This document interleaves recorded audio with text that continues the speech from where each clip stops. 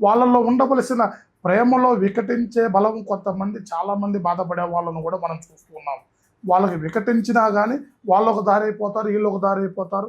మళ్ళీ కావాలని ఆశ ఉన్నా కానీ వాళ్ళు రాలేరు, మళ్ళీ వాళ్ళు అందుకోలేకపోతుంటారు. అలా అందుకోలేకపోవటానికి ఉన్న కారణాలు కూడా కొన్ని ఉంటాయి. వాళ్ళకి మధ్యలో కొన్ని అడ్డంకులు వచ్చే వాళ్ళు ఉంటారు, మధ్యలో కొంతమంది దూరే వాళ్ళు ఉంటారు. వాళ్ళ వల్ల కూడా కొన్ని సమస్యలు జరుగుతూ ఉంటాయి. వాళ్ళు ఎక్కడ ఏ సమస్య జరుగుతుందో మనం చూసుకొని వాళ్ళకి మనం మంచి మార్గాన్ని ఏర్పాటు చేసి వాళ్ళకి అలాంటి సమస్య లేకోకుండా, మధ్యంతరమైన సమస్యలు రాకోకుండా, మధ్యలో ఎవరు దూరినా వాళ్ళని కట్ చేసి వాళ్ళకు అనుకూలమైన జీవితాన్ని మనం ఏర్పాటు చేయొచ్చు.